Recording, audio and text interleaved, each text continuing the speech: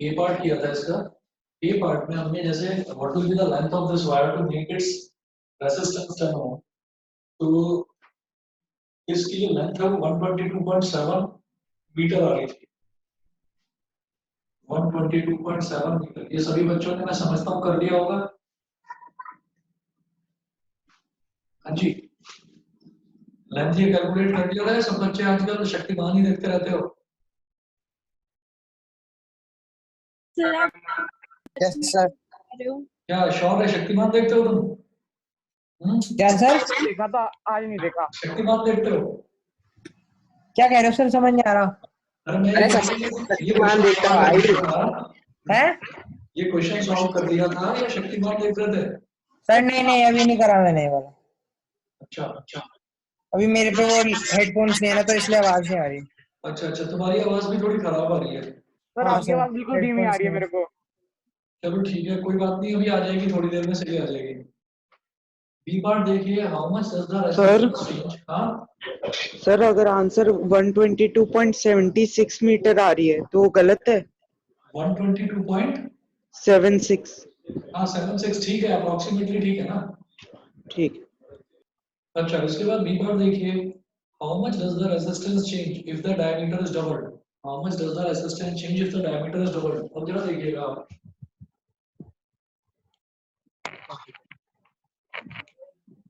we know that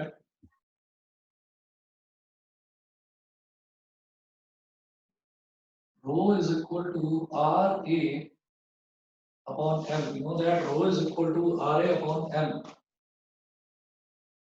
अच्छा, rho की value RA upon L है। इन्होंने पूछा है how much does the resistance change if the diameter is doubled। अगर डायमीटर को मैं डबल कर दूं तो रेसिस्टेंस पर क्या फर्क पड़ेगा? तो हम ये देखते हैं कि सबसे पहले तो मैं ओरिजिनल रेसिस्टेंस निकालता हूँ। तो ओरिजिनल रेसिस्टेंस वैसे इन्होंने 10 ओम दे रखा था, मैं क्या कर रहा हूँ, मैं 10 ओम नहीं दे रहा हूँ, मैं उसको R ही मानकर चल रहा हूँ। Rho is equal to R upon L है, तो यहाँ से आर की वैल्यू निकालेंगे। सर अब जब अगला चैप्टर पढ़ाओगे ना, तो आप मेरे को स्टैटिक्स पढ़ा देना। अच्छा, rho is equal to R upon L है, तो R A is equal to हो जाएगा रो एल, और यहाँ से कैपिटल आर की वैल्यू हो जाएगी रो एल अपॉन ए, रो एल अपॉन ए। अच्छा, और इस क्वेश्चन में बात कर रहे हैं कि ये डायमीटर दे रखा है कॉपर वायर का, where A is equal to pi r square। ये सभी बच्चों को क्लियर है? एरिया ऑफ क्रॉस सेक्शन कल बताया था मैंने आपको। ये जो वायर है,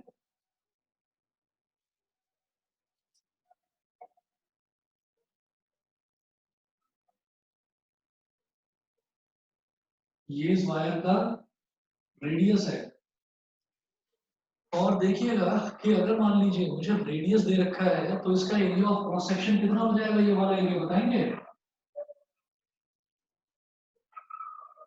बताओ बेटा। ये area of cross section pi R square हो जाएगा। Yes sir. सर हाँ जी, तो अब जरा देखिएगा, जैसे ये पाई आर स्क्वायर हो गया, इसके बाद इन्होंने बोला है कि therefore r is equal to rho l upon a की वैल्यू रख दीजिए pi R square, pi R square, ठीक है। अच्छा, where r is equal to d upon 2। Radius क्या होता है? डायमीटर का हाफ, तो r is equal to d upon 2। तो capital R is equal to rho l upon pi, r की जगह d upon 2 डाल दीजिए, d upon 2 का होल स्क्वायर, करेक्ट। इसका मतलब r is equal to हो गया रो l upon pi D square upon 4, रो l upon pi D square upon 4। और जब कोई डिनोमिनेटर का डिनोमिनेटर होता है तो बेटा वो न्यूमरेटर में मल्टीप्लाई हो जाता है। ये क्लियर है? सर एक चीज पूछनी है। हाँ, सर रेजिस्टिविटी टेम्परेचर पर कैसे मतलब डिपेंडेंट होती है? टेम्परेचर बढ़ता है तो रेसिस्टिविटी भी बढ़ जाती है। Directly sir. पूछना। बताइए 4 ρ L upon pi D square, clear है ये? सर शिवम बोल रहा है उसको समझ नहीं आ रहा चैप्टर। सर दोबारा बता दो एक बार। देख लिया मैंने। तो रेसिस्टेंस कितना हो गया 4 ρ L upon pi D square, बताइए ये चीज क्लियर है? Yes sir. Yes sir. ठीक है। सर अब यप इसके सर। बाद ये मैंने रेसिस्टेंस निकाला है। रेसिस्टेंस हो गया। अच्छा नव्या देखो कि जितना अभी करा रहा हूं ना उतना समझते चलो। अगर पीछे की कोई भी चीज क्लियर नहीं है तो वो दोबारा बता दूंगा। इस क्वेश्चन में देखिएगा, इसमें कोई नई चीज नहीं बताई है, कल भी ये बताया था। फिर एक टर्म होती है resistivity. Resistivity is equal to resistance into area of cross section upon length of wire. तो rho is equal to R A upon L होता है। क्वेश्चन में क्या पूछा गया है, मैं कल तक का छोड़ रहा हूँ, उसको छोड़िएगा, आज का देखो। सेकंड पार्ट कर रहे हैं, how much does the resistance change if the diameter is doubled. अगर डायमीटर को डबल कर दिया जाए तो रेजिस्टेंस पर क्या फर्क पड़ेगा? तो सबसे पहले मैं क्या कर रहा हूँ, मैं रेजिस्टेंस का रिलेशन निकाल रहा हूँ जिसमें डायमीटर आए। ठीक है, तो मैंने कहा rho is equal to R A upon L, ये रिलेशन है, ये एक फॉर्मूला है। ठीक, अब यहाँ से मैं रेजिस्टेंस यानी कि कैपिटल आर निकालना चाह रहा हूँ। तो कैपिटल आर क्या हो जाएगा, आप ये देखिए, ये क्रॉस मल्टीप्लीकेशन हो गया। तो rho L is equal to R A, R into A is equal to rho L. अब कैपिटल आर कितना हो गया, rho L upon capital A. ठीक है, अब कैपिटल ए क्या होता है, एरिया ऑफ क्रॉस सेक्शन। ये जो वायर है इसके सर क्रॉस एक बार सेक्शन का सर एरिया फिर है से पाई आर स्क्वायर। बताना सर, मैं डिस्कनेक्ट हो एक गया। मिनट चुप हो जाओ, तुम्हारा माइक ठीक से काम नहीं कर रहा है। एक मिनट में बोल रहा हूँ। क्या मेरा? अनुभव चुप हो जाओ, कुछ टाइप करके भेज दो, तुम्हारा माइक ठीक नहीं है।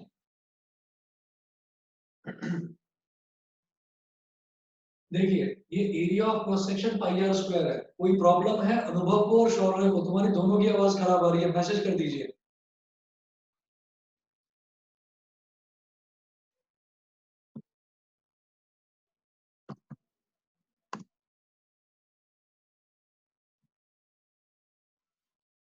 देखो जी, अनुभव को ये प्रॉब्लम है कि इसको फिर से बताना है, इसको नहीं समझ में आया कुछ भी। ठीक है, अब जरा देखिएगा, फिर से समझो जी, फिर से समझिए। यहां पर है कि रेसिस्टिविटी दे रखा है rho is equal to R A upon L. ये फॉर्मूला होता है रेसिस्टिविटी का, कल हमने यही डिस्कस करा था। अब अगर ये जो लेंथ है, ये लेंथ ऑफ वायर होती है, ये रेसिस्टिविटी होती है, ये रेसिस्टेंस होता है और ये एरिया होता है। ठीक, इन दोनों को मल्टीप्लाई करेंगे तो capital R A, R into A is equal to rho into L. R A is equal to rho L, R is equal to rho L upon A, ये हो गया। अब जो कैपिटल ए है, area of cross section, wire ऐसा होता है जैसे कि एक सिलेंडर हो, तो उसमें एरिया ऑफ क्रॉस सेक्शन किसको लेते हैं, जो यहाँ पर इसका सर्कुलर पोर्शन है उसकी बात कर रहे हैं। तो सर्कल का एरिया होता है बेटा पाई आर स्क्वायर। तो रेडियस आर है तो उसका एरिया हो गया पाई आर स्क्वायर। तो capital A is equal to pi R square. तो capital R is equal to rho L upon, मैंने ए की जगह पाई आर स्क्वायर रखा है। यहां तक समझ में आ गया? मेरे को बता दो जरा फटाफट। Yes sir. Yes sir. ठीक है, अब उसके बाद देखिएगा कि अब मैंने क्या करा कि ये क्या है, ये रेडियस, रेडियस को क्या लिखेंगे, डायमीटर अपॉन 2। डायमीटर के हाफ को रेडियस बोलते हैं।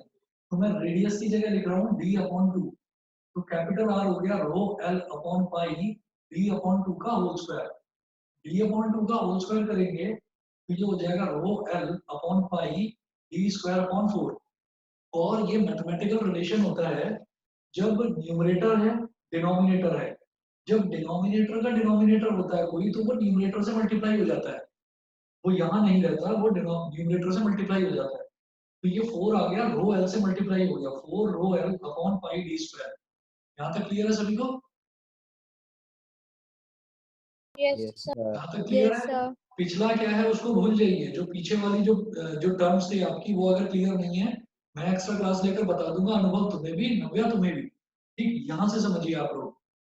देखिए कैपिटल आर आ गया 4 rho L upon pi D square. अनुभव जवाब नहीं मिला मेरे को, समझ में आ गया?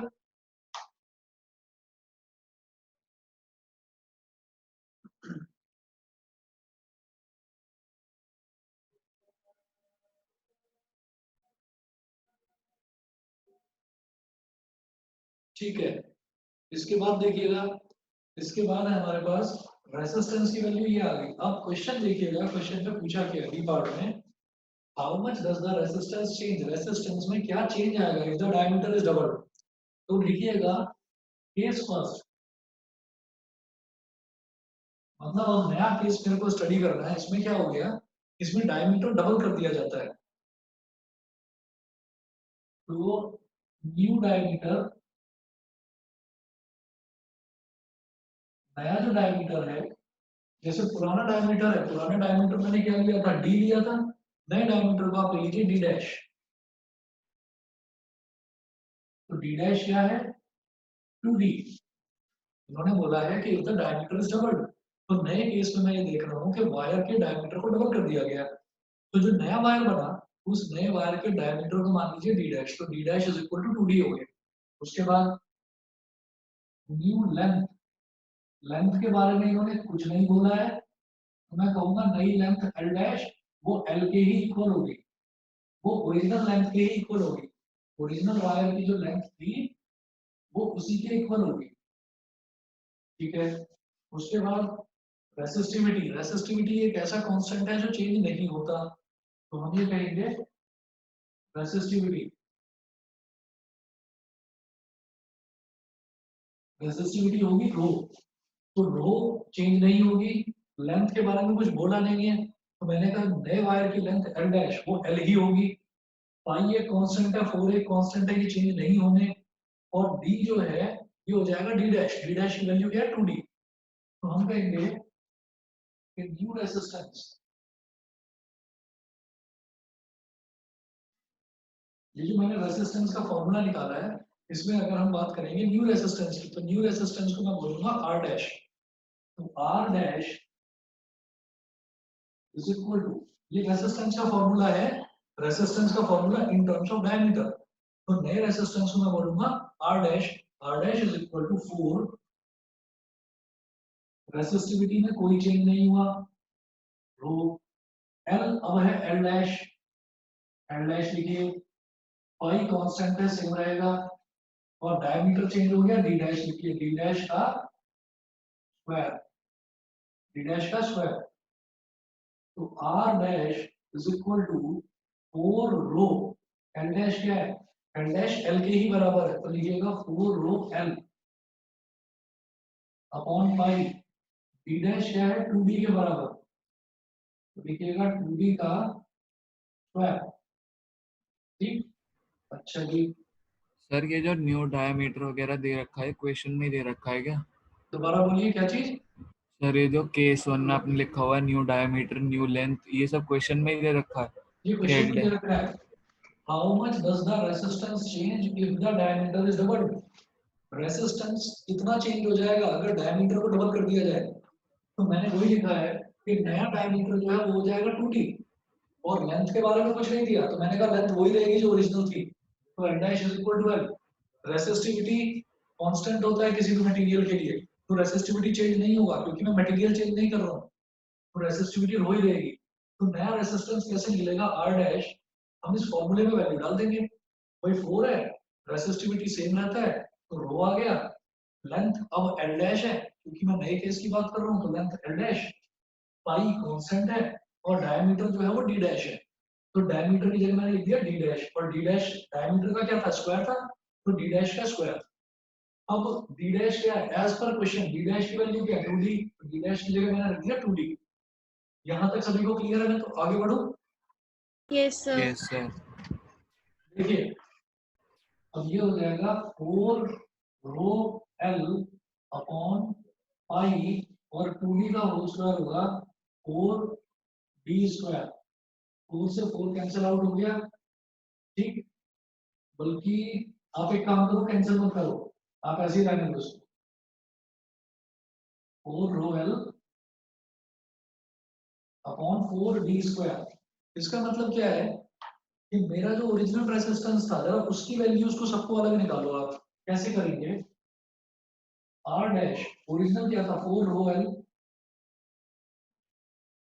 4 rho L upon pi D square, और इस 4 को अलग निकाल कर ऐसे कह दो 1/4। बताइए ठीक है कि नहीं? ठीक है। और ये जो है value 4 rho L upon pi D square, ये ओरिजिनल रेजिस्टेंस की वैल्यू है। तो R dash is equal to 1 upon 4 into are.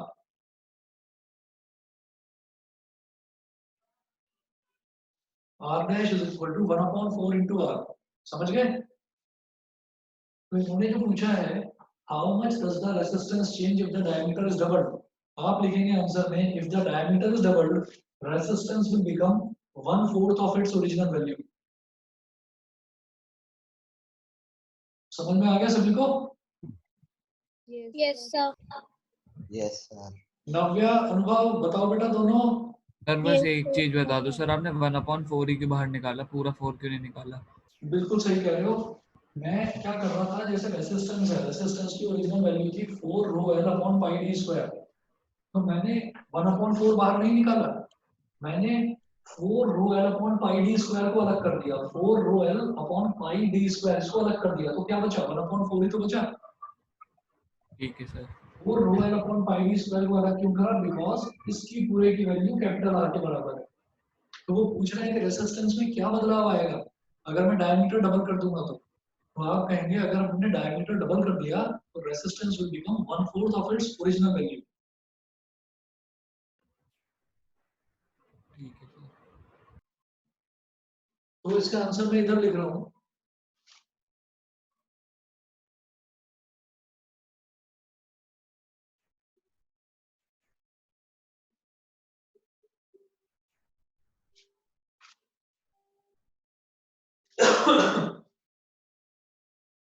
Therefore,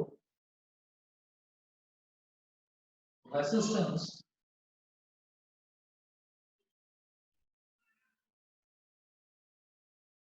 will become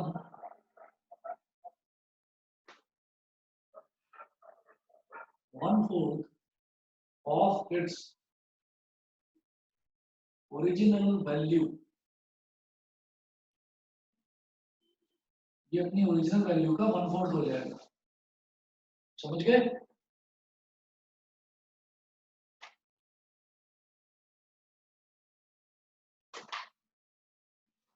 अगर समझ में आ गया तो आगे बढ़ूं मैं? Yes sir. Yes sir. Yes, sir. ठीक है जी, अगला क्वेश्चन देखते हैं।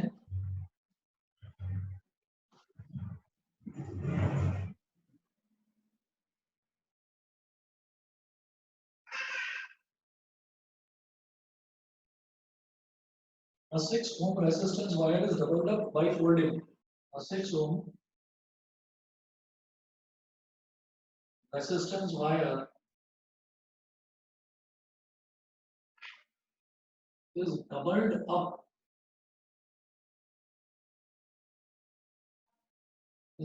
up by folding.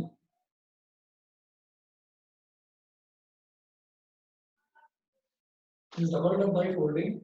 Full stop. Calculate the new resistance of the wire. Calculate the new resistance of the wire.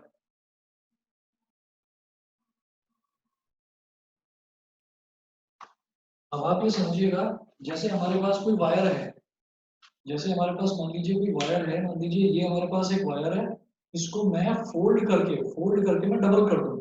ठीक, फोल्ड करके डबल करने का मतलब ये हो गया, जैसे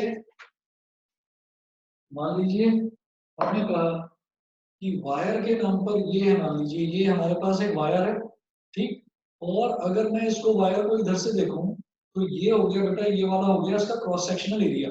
ठीक है, जैसे मान लीजिए ये तो मैंने एक एग्जांपल दिया है, जैसे मान लीजिए हमने कहा कि ये हमारे पास एक वायर है, तो ये वायर जनरली जो वायर की जो शेप होती है वो सिलेंड्रिकल शेप होती है। तो अगर मैं इधर साइड से देखूंगा तो ये इसका क्रॉस सेक्शनल एरिया है। इसी तरीके से मेरे पास ये वायर है, इस वायर को अगर मैं यहाँ से साइड से देखूंगा तो ये जो इसका एरिया है ये क्रॉस सेक्शनल एरिया है। तो आप ये देखिएगा, इस वायर को अगर मान लीजिए मैं डबल अप कर दूं, डबल अप मतलब मैंने ऐसे फोल्ड कर दिया इसको, तो फोल्ड करने से क्या होगा, इस डबल अप बाय फोल्डिंग इस वायर की लेंथ तो घटकर आधी रह गई। ये समझ में आ गया?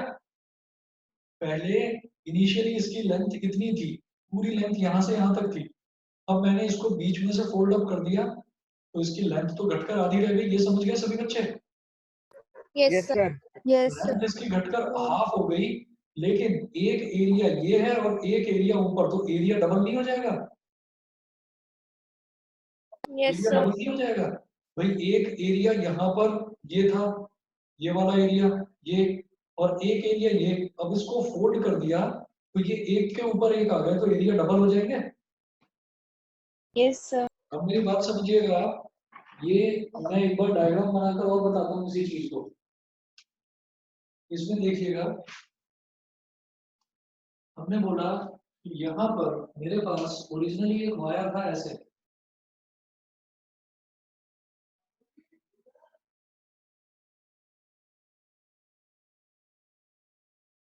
एक ये वायर था, इस वायर की लेंथ थी बेटा ओरिजिनली, इस वायर की लेंथ थी L, इस वायर की लेंथ L थी, और ये जो एरिया ऑफ क्रॉस सेक्शन है, ये area of cross section originally मैंने माना कैपिटल A, ठीक है? अच्छा, फिर क्या हुआ कि अब मैंने इस वायर को डेवलप कर दिया, फोल्ड कर दिया, तो एक तरह से ऐसा हो जाएगा।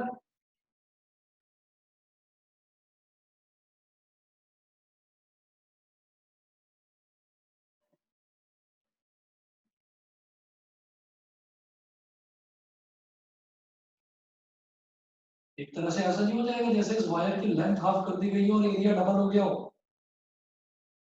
अब एरिया ऑफ क्रॉस सेक्शन क्या हो जाएगा, देखिए ए तो ये है और ए ये है, तो area of cross section A dash क्या हो जाएगा 2a, ठीक?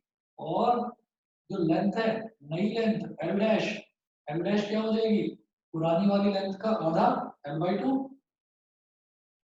बताइए समझे कि नहीं समझे ये चीज? Yes sir. Yes, sir. मैं आपको दो Yes, sir. क्वेश्चन बता रहा हूँ, ओरिजिनली मेरे को वायर ये दे रखा था, 90 समझने की कोशिश करना और अनुभव दोनों समझने की कोशिश करना। ओरिजिनली हमको वायर ये दे रखी थी, इस वायर की लेंथ थी L और एरिया ऑफ क्रॉस सेक्शन था A, मैंने इस वायर को फोल्ड अप कर दिया, एक के ऊपर एक रख दिया, तो जब हमने फोल्ड अप कर दिया तो अब इनका एरिया ऑफ क्रॉस सेक्शन कितना हो जाएगा, डबल, एक एरिया ये और उसके ऊपर ये एरिया आ गया, तो A और A प्लस A यानी कि 2A हो गया टोटल, ठीक है? और जो लेंथ थी ये पहले L थी, अब लेंथ घटकर हो गई L/2। तो जो मैं नया केस लेता हूँ ना, जैसे मैंने यहाँ पर नया केस लिया था, डायमीटर उन्होंने बोला था डबल, तो हमने d डैश को बोल दिया था 2d। अब यहाँ पर नया केस लेंगे तो एरिया डबल है, तो a डैश बोल दिया, a dash is equal to 2a, length half है तो नई लेंथ को बोल दिया l dash is equal to l/2। Clear है? क्लियर है? Yes, sir. Yes, sir. ठीक है, Yes, sir. ठीक है जी, आगे चलता हूँ मैं। नव्या क्लियर है बेटा? Yes, sir. ठीक, उसके बाद आज नव्या तुमने पहली बार पूछी है कोई प्रॉब्लम, मैं चाहता हूँ कि बच्चे ज्यादातर कोई भी प्रॉब्लम हो आप प्रॉब्लम पूछें।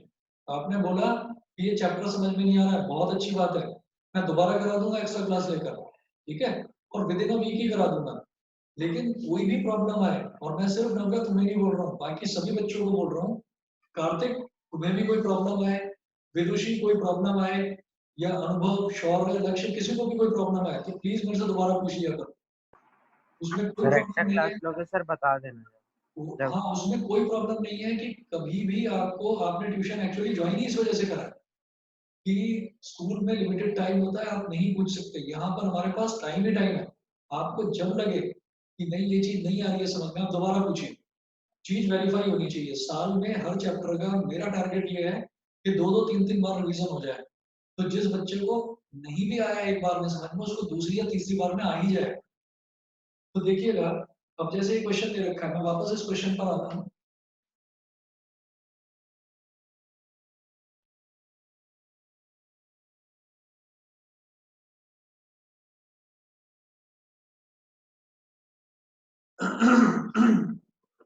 इन्होंने बोला a 6 ohm resistance wire is doubled up by folding, calculate the new resistance of the wire। ठीक, तो पहले मैं ओरिजिनल रेजिस्टेंस की बात करता हूँ।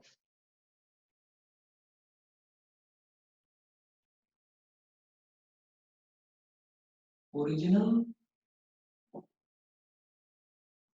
रेसिस्टेंस फॉर्मूला होता है rho is equal to R A upon L. ठीक है, तो आर क्या हो गया, रो एल अपॉन ए। ठीक, रेसिस्टेंस की वैल्यू हो गई रो एल अपॉन ए। अच्छा जी, इसको बोल दिया हमने इक्वेशन नंबर 1। ठीक है, चलिए जी, फिर हम क्या करेंगे कि बल्कि ऐसा करिए इज इक्वल टू 6 ओम, ये भी लिखिए। अब बोलिए इक्वेशन नंबर 1, क्योंकि इन्होंने बोल रखा है 6 ओम रेसिस्टेंस वायर, तो वायर का रेसिस्टेंस 6 ओम है। ये था मेरा ओरिजिनल वायर। ओरिजिनल वायर लिख लीजिए यहाँ,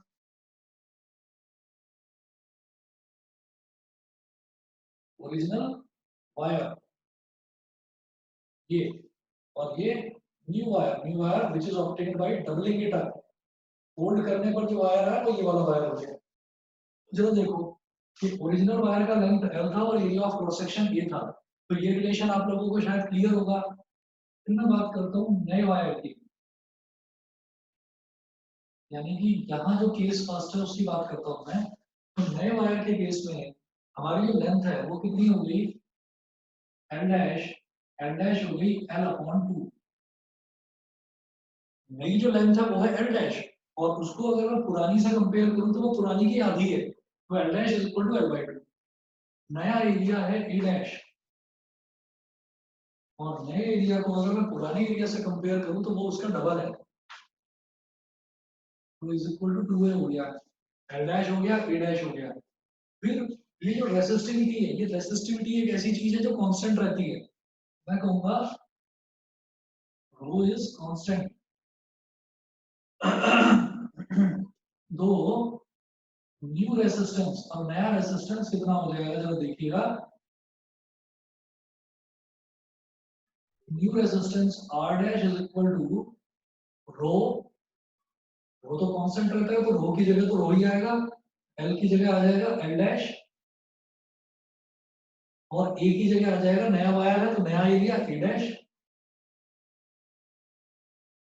अब L डैश की और A डैश की वैल्यू डालिए, तो L डैश की वैल्यू है बेटा L by 2 upon A dash की वैल्यू है 2a। ठीक, रो L अपॉन 2 अपॉन 2a। अब जरा देखिए, ये तो है न्यूमरेटर और ये है डिनोमिनेटर। हम क्या करेंगे, न्यूमरेटर में ये देखिए R dash is equal to है रो L अपॉन 2, अपॉन में ये 2a है, 2a के अपॉन में कुछ नहीं दे रखा, तो जिसके अपॉन में कुछ नहीं होता उसके अपॉन में 1 होता है। तो आप देखिए 2a अपॉन 1, अब सबसे नीचे वाला सबसे ऊपर वाले से मल्टीप्लाई हो जाएगा और ये बीच वाले आपस में मल्टीप्लाई हो जाएंगे, तो rho L into 1 upon 2 into 2a। ठीक, बेटा ये हो गया रो एल अपॉन 4a। यहां तक सभी को क्लियर? Yes sir. ठीक है, Yes, आगे बढ़ू मैं, बताइए। Yes, sir. अनुभव, शौर्य, नव्या, बताइए। yes, sir. ठीक है, अगला देखिएगा। आगे इसमें मुझे क्या करना है, रो एल अपॉन 4a आ गया, तो R dash is equal to, मुझे इसको ओरिजिनल रेजिस्टेंस की टर्म्स यानी कि रो एल अपॉन a में लेकर आना है। अच्छा, तो ये हो गया, इसमें से रो एल अपॉन a को अलग रखो तो 1 अपॉन 4 अपने आप अलग हो जाएगा। 1 upon 4 into rho L upon a is equal to 1 upon 4 multiplied by rho L upon a की वैल्यू है 6 ओम। 6 यहां लिख लेना फ्रॉम फर्स्ट इक्वेशन। और जब 4 से 6 को डिवाइड करेंगे तो रिजल्ट आएगा 1.5। तो R dash is equal to 1.5 ohm. अगर किसी वायर को डबल अप कर दिया, फोल्ड करके डबल अप कर दिया, तो नया रेजिस्टेंस 1.5 ओम आएगा।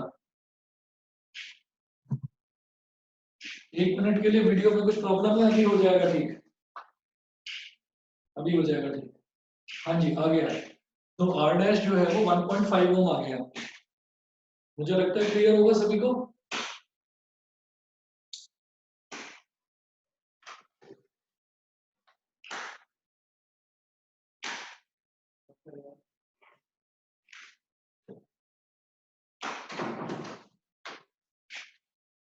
हाँ जी, 1.5 ओम ठीक है, ठीक है, चले आगे। Yes, sir. चलिए जी, इसके बाद Yes, sir. इस चैप्टर का अगला टॉपिक उठाते हैं हम, कॉम्बिनेशन ऑफ रेजिस्टेंसेस। ध्यान से समझिएगा, मैं ये बता रहा हूँ यहाँ से।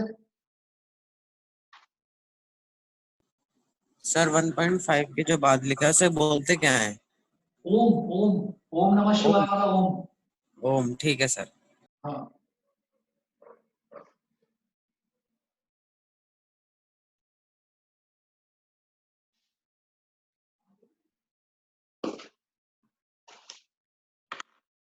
अच्छा जी। अब नेक्स्ट टॉपिक लिखिएगा, combination of resistances.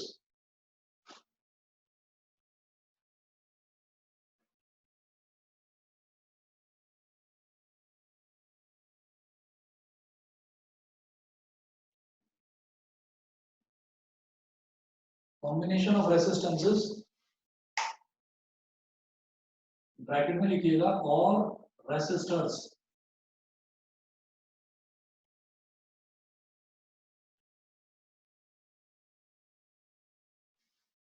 Combination of resistances और resistors.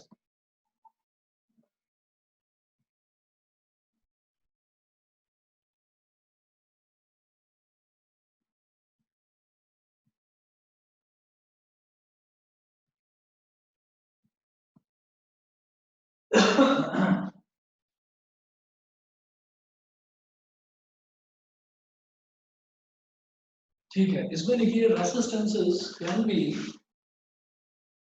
combined in two ways.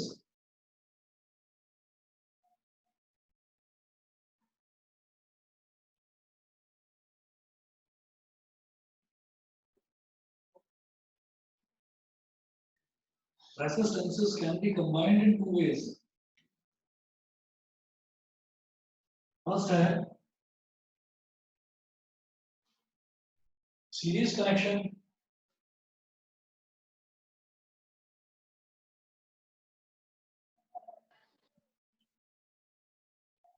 और सेकंड है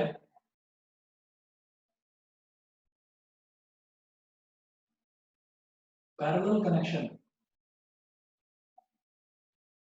फर्स्ट है सीरीज कनेक्शन और सेकंड है पैरेलल कनेक्शन।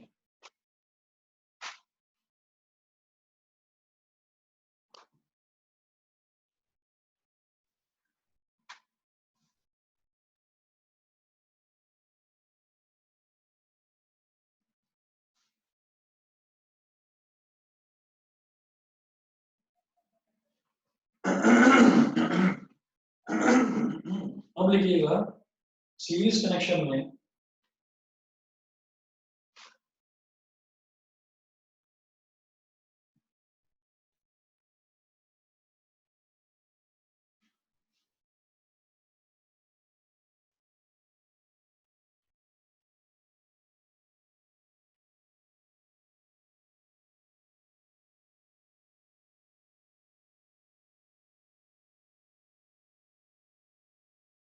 हेडिंग डालिएगा सीरीज कनेक्शन। सीरीज कनेक्शन में लिखेंगे आप, when two or more resistances are connected end to end consecutively, when two or more resistances are connected end to end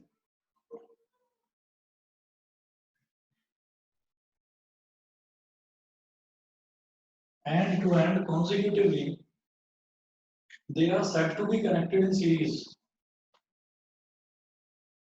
They are said to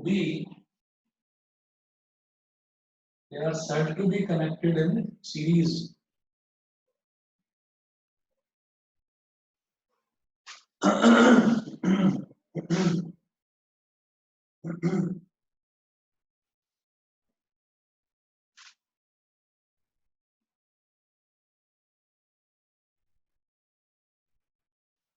अगर resistances को हम back to back connect कर देते हैं, and to end connect कर देते हैं, तो हम कहते हैं कि ये रेसिस्टेंसेस जो हैं ये सीरीज में कनेक्टेड हैं।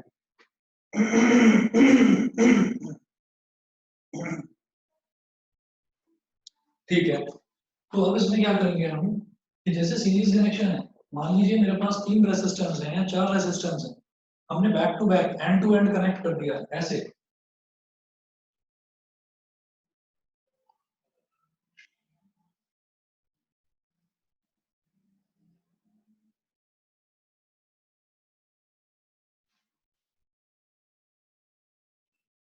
जिसको मैंने बोला पॉइंट ए, जिसको मैंने बोला पॉइंट बी।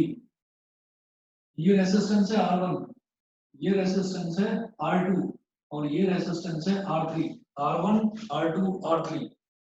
तो जब तीनों के तीनों सीरीज में कनेक्टेड होते हैं तो हम ये कहते हैं कि मान लीजिए कोई सर्किट है या कोई वायर है, उस वायर में 3 रेसिस्टेंसेस लगे हुए हैं। रेसिस्टेंस बार बार रेसिस्टेंस शब्द सुन के घबराने की जरूरत नहीं है। रेसिस्टेंस का मतलब क्या है कि अगर मान लीजिए मैं बात करता हूँ कि ये फैन लगा हुआ है यहाँ पर, तो इस फैन का भी कुछ ना कुछ रेसिस्टेंस है। अगर ट्यूबलाइट लगी हुई है तो ट्यूबलाइट का भी कोई ना कोई रेसिस्टेंस है। अगर एसी लगा हुआ है तो उसका भी कुछ ना कुछ रेसिस्टेंस है। तो जितनी भी डिवाइसेस है ना घर में, जो भी इलेक्ट्रॉनिक डिवाइसेस हैं, उन सभी इलेक्ट्रॉनिक डिवाइसेस को ये कहा जा सकता है कि वो सारे के सारे अलग अलग रेसिस्टेंसेस हैं। अनमोल बताइए क्या कह रहे हो? सर जैसे आपने फैन का एग्जांपल दिया, तो फैन हाँ। तो सर तेज भी हो जाता है और सर फैन स्लो भी हो जाता है। बिल्कुल, तो वो एग्जांपल है वेरिएबल रेसिस्टेंस का। कि रेसिस्टेंस अगर मैं कम करता हूँ, इसका मतलब क्या है कि फैन की स्पीड बढ़ रही है।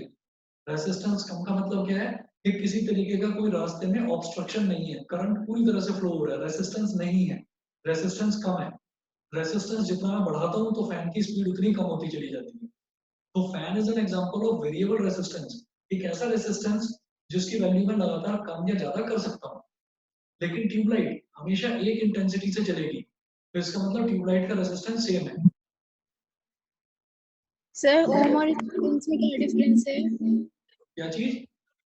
सर ओम और रेजिस्टेंस में क्या डिफरेंस है?